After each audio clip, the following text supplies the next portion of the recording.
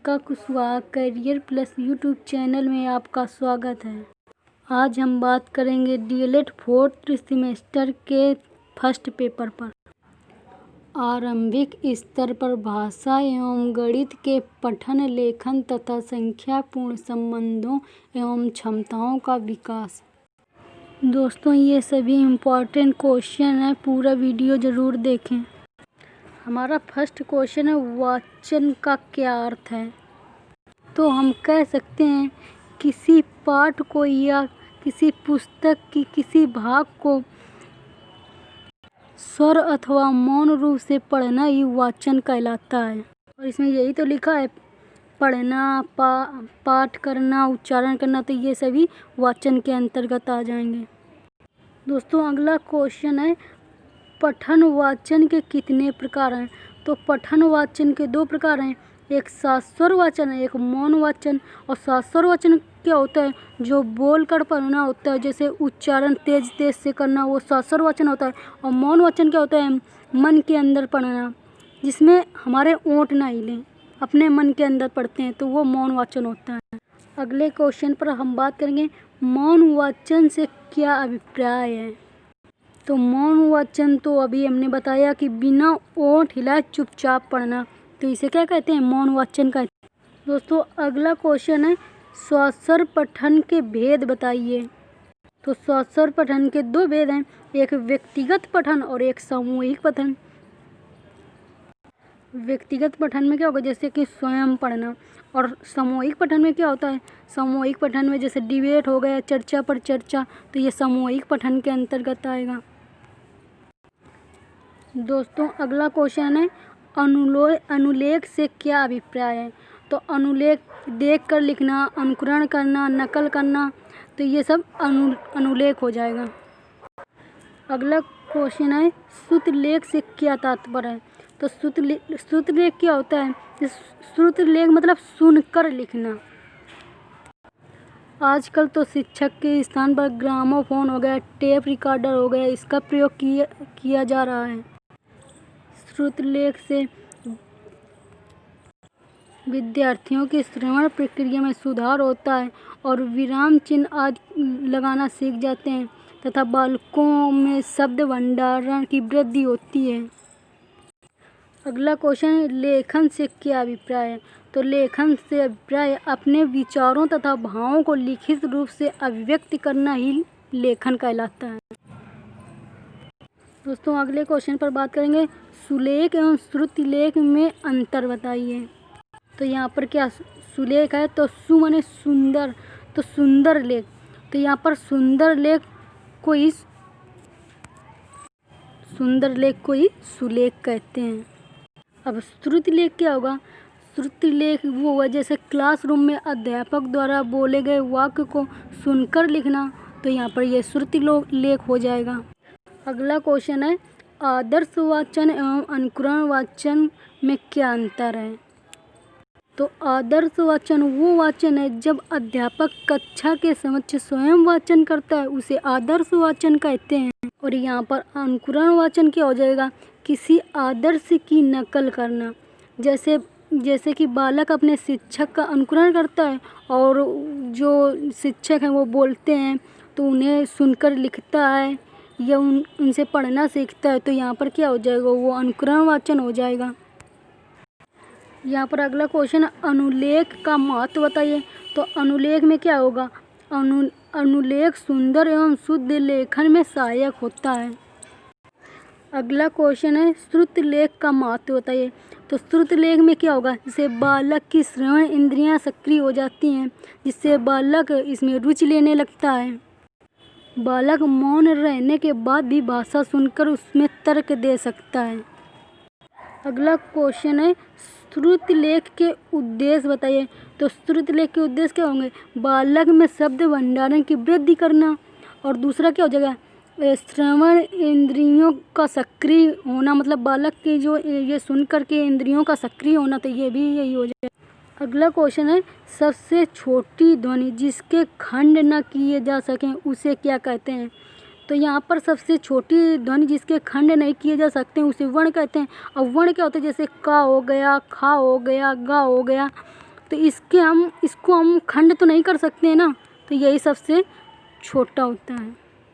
अगला क्वेश्चन है वर्णमाला किसे कहते हैं? तो वर्णों के क्रमबद्ध समूह को वर्णमाला कहते हैं। अगला क्वेश्चन है वर्णों के भेद बताइए। तो वर्णों के भेद कितने हैं? एक स्वर होता है, एक व्यंजन होता है। तो स्वर में क्या छोटा, बड़ा, छोटी आ जाएगी, और व्यंजन में का, खा, गा, गा, ये सब। अगला क्वेश्चन है स्वरों के भेद बताइए। तो स्वरों के भेद हमारे 3 हैं, एक हास्य स्वर, एक दीर्घ स्वर, एक प्लुप्त स्वर। यहाँ पर हास्य स्वर हमारे कितने? 4 होते हैं। 4 कौन कौन से?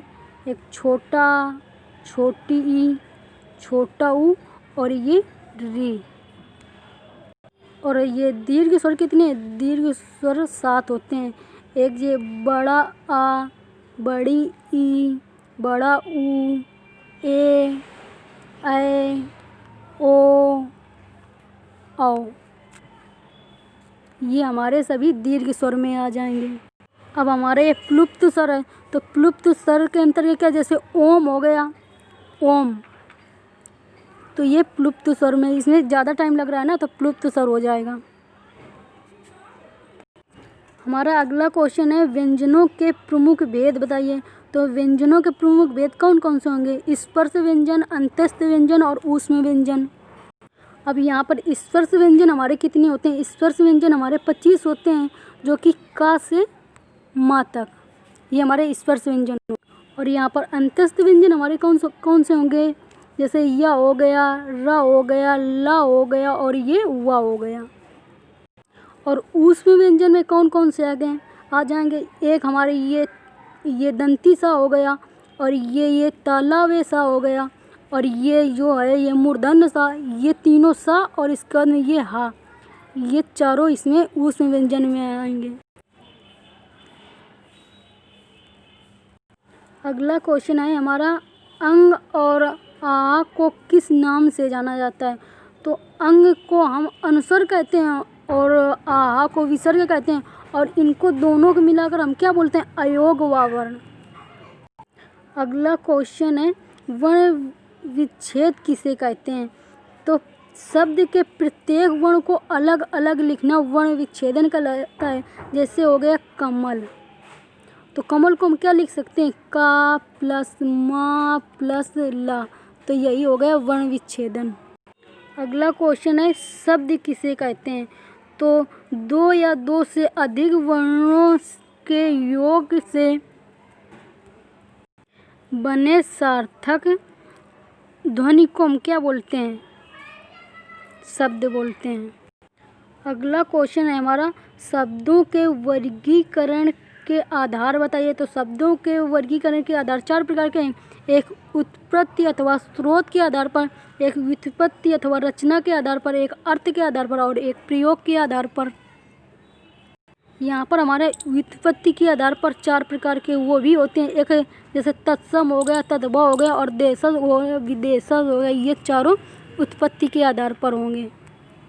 और यहाँ पर व्युत्पत्ति तथा रचना के आधार पर कितने हो जाएंगे? 3 प्रकार के, रूढ़ शब्द, यौगिक शब्द, और योग रूढ़ शब्द। यहाँ पर अर्थ के आधार पर हमारे 3 होते हैं, जैसे वाचन हो गया, लाक्षणिक हो गया, और व्यंजना, ये तीनों अर्थ के आधार पर हो जाएंगे। यहाँ पर प्रयोग के आधार पर कौन होंगे? विकारी हो गया और अविकारी, विकारी और अविकारी। अगला क्वेश्चन है तत्सम शब्द किसे कहते हैं? उदाहरण सहित बताइए।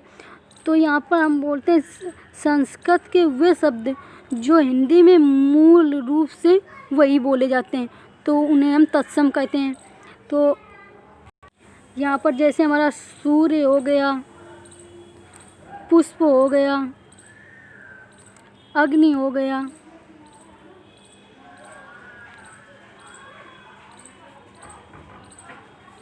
और स्तंभ हो गया, ये हमारे क्या हैं? ये सब तत्सम रूप हैं।